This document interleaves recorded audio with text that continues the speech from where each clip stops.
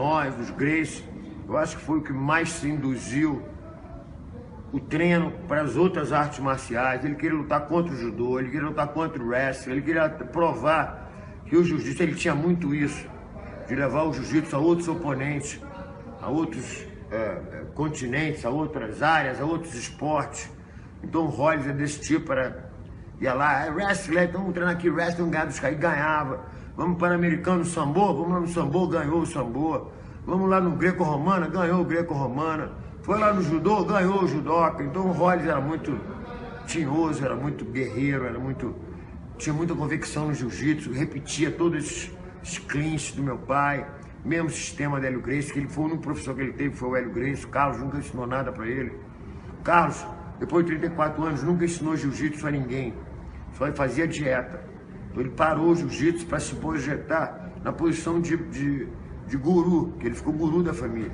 Ele falava o dia de lutar, ele falava o que tinha que comer, ele falava as predições da luta, o dia certo de luta, para marcar as lutas. Então tinha que ter alguém assim, o Carlos se botou nessa posição. Ele tirou o jiu-jitsu, nunca mais botou kimono com 34 anos, e todos os filhos do Carlos, e todos os filhos do Hélio, todos nós aprendemos com meu pai Hélio Gracie. O Carlos aprendeu com o Hélio Gracie, o Rollins aprendeu com o Hélio Gracie, o Robson aprendeu com o Hélio Gracie. Todos aprenderam, o Carlinhos aprendeu, eu aprendi com o Gracie, o Rollins. O Carlos Gracie não ensinou nada a ninguém, ele só ensinava dieta, alimentação e marcava as horas de luta, os dias de luta.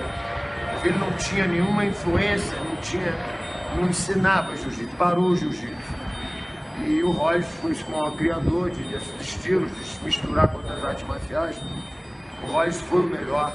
E na época, eu não sei como é que seria hoje, quem seria o melhor, quem não seria o melhor, mas na época o Rollins foi o grande, ele que moveu esses negócios, esses extremos do jiu-jitsu nas outras artes marciais. E sucesso, ele mostrava que dava para ganhar, e realmente fez essa geração em volta dele, atrás dele.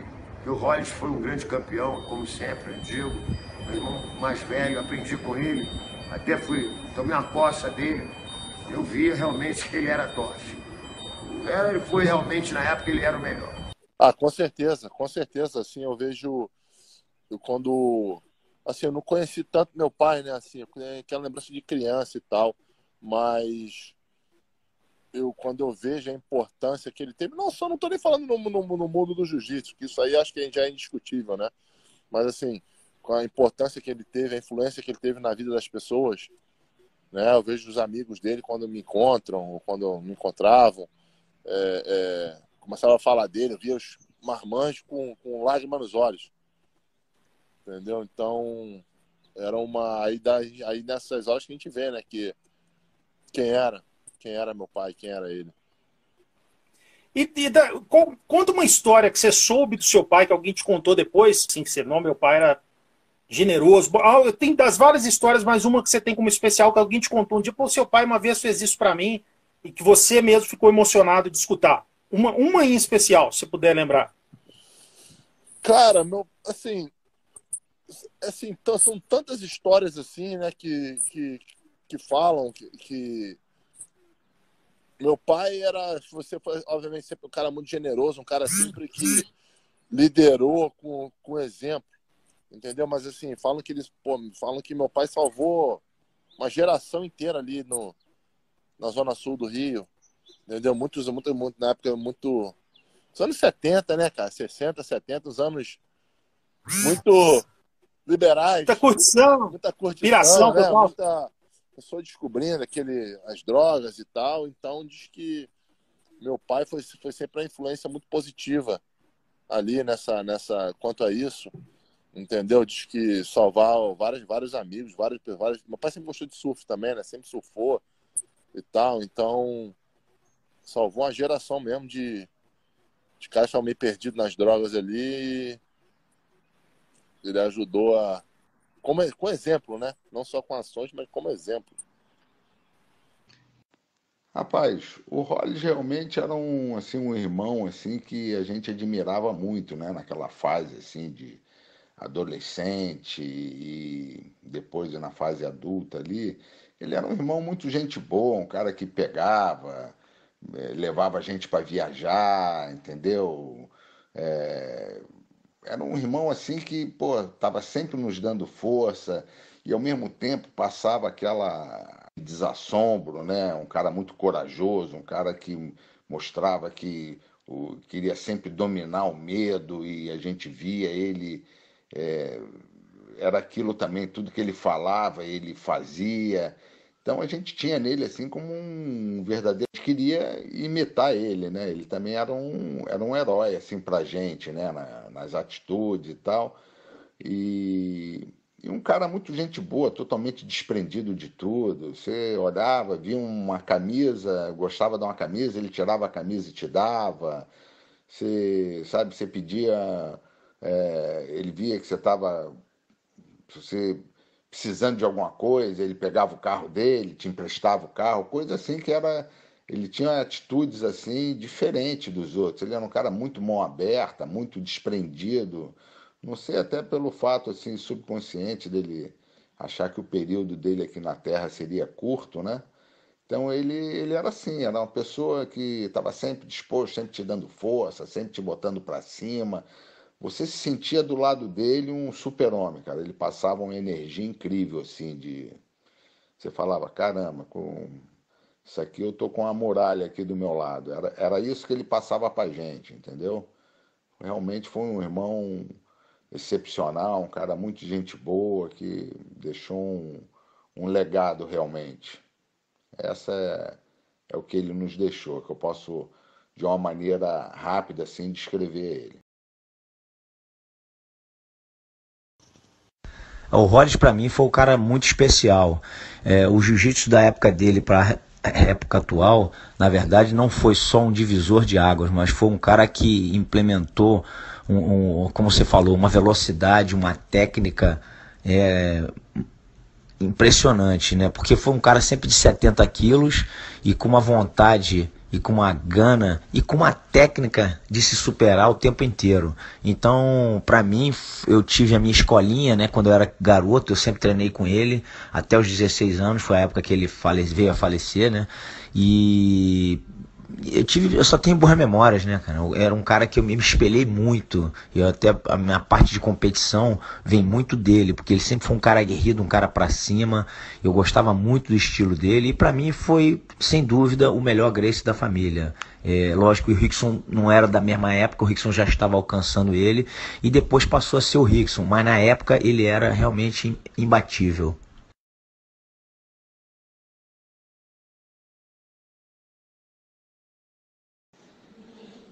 É verdade, o Hollis, ele realmente ele tava bem à frente do, né? Ele estava bem à frente da época, né? O jiu-jitsu, ele era uma pessoa, assim, muito habilidosa e ele tinha um temperamento, né? Para frente, ele não queria empatar, ele queria ganhar. Ele lutava para finalizar, ele era um finalizador nato, ele gostava de atacar, de vencer, né? E ele sempre me orientou nesse sentido, né? Falou, não, se você pode ganhar em 2, 3 minutos, por que você vai demorar meia hora para ganhar, né? Então ele realmente tinha esse, né? Ele me influenciou muito na minha maneira de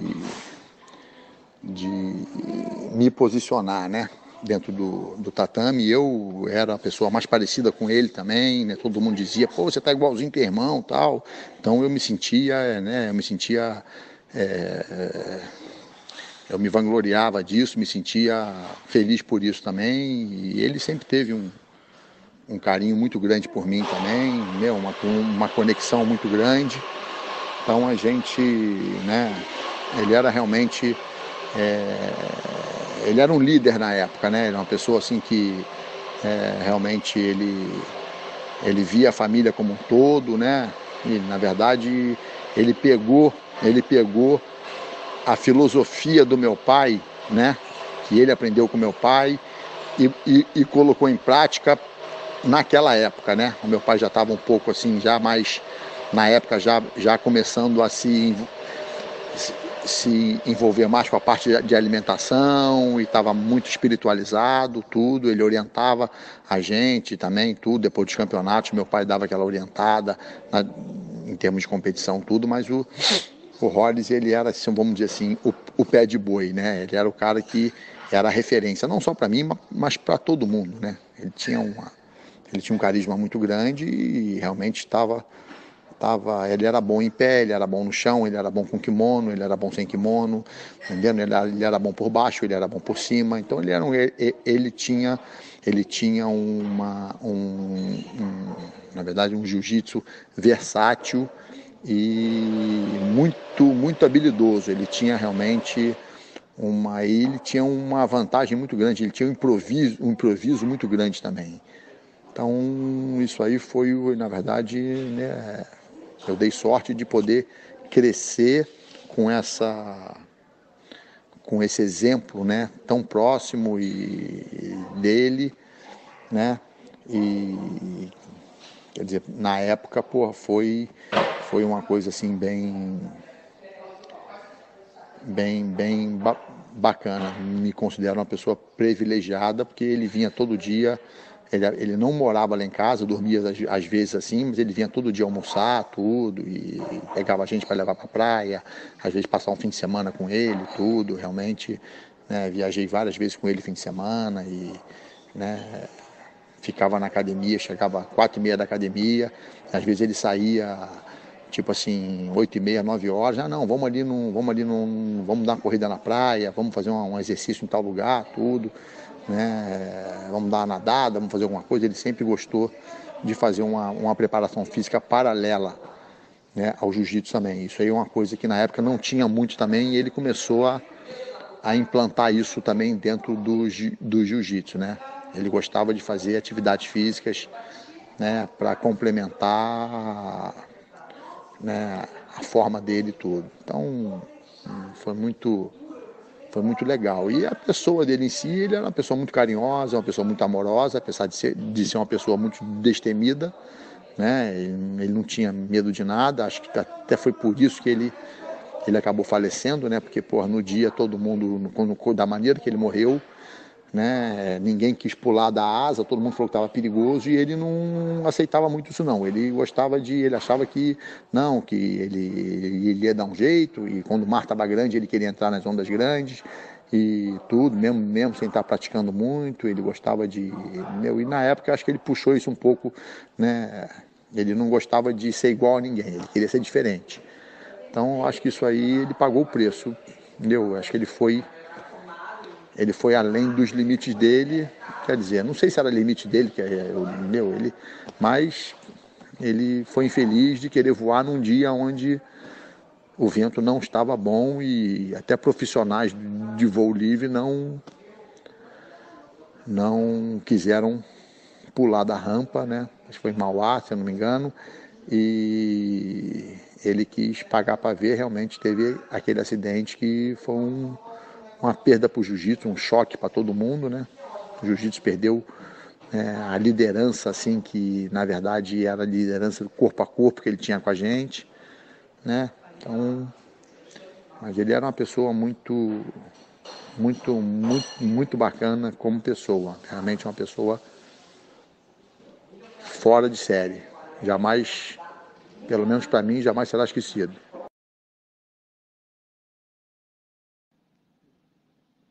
Cara, o Hollis era um dos caras mais fantásticos que você já viu, que você conheceu. Entendeu? Era difícil ser. Uma vez que você era aluno dele, tu era influenciado por ele. Você vê que quase todos os alunos dele viraram professores de jiu-jitsu pro resto da vida. Entendeu? Quer dizer, a inspiração que ele passava, a confiança, a amizade, o senso de amizade. Eu ali aprendi tudo que uma academia tinha que ser. Eu hoje tenho a melhor academia do mundo, sem dúvida nenhuma. Eu tenho 1.500 alunos na academia de Manhattan, uma academia de 1.600 metros quadrados. E eu tenho que ser sincero. Tudo que eu sou hoje, tudo que eu faço hoje foi porque eu tive um exemplo daquele cara, entendeu? Que me mostrou como é que tinha que ser uma academia de jiu-jitsu. A amizade que tinha que ser, a irmandade que tinha que ser. Então, quando eu vi, aquilo estava em mim. E estava em todos, estava no Jacaré, estava no Maurição, estava no Márcio Macarrão. Todos que foram aluno dele ali, meu irmão, a inspiração era tanta, entendeu? Que botou a gente para ser parecido ou igual, entendeu? E eu tive a chance de ver ele treinando muito, tive a chance de treinar muito com ele também. Era um cara fantástico, super agressivo, era um cara que sempre queria ganhar a luta, não tinha conversa fiada, partia pro pau mesmo, entendeu? Não podia respirar ali do lado dele, não tinha conversa fiada. E foi um cara que me inspirou a ser agressivo, como eu fui no meu jiu-jitsu a vida toda, como eu fui no meu estilo de luta. Foi ele a inspiração, entendeu? Quer dizer, uma vez que eu fui aluno dele, eu não podia aceitar de jeito nenhum ser um cara que só jogava na retranca ou segurando ali para fazer o cara cansar para pegar ele depois. Não. Eu ia atrás da vitória constantemente. O cara tinha que estar preocupado constante para não ser estrangulado, para não tomar um armlock. Entendeu? Isso tudo foi por causa dele, porque era assim que ele lutava, era assim que ele buscava ganhar, assim que ele buscava mostrar o jiu-jitsu, entendeu? E quem conheceu o Rollins, quem foi amigo do Rollins, sabe o que eu estou falando. Nunca mais foi a mesma pessoa. Todo mundo que conheceu o Rollins se transformou numa pessoa melhor.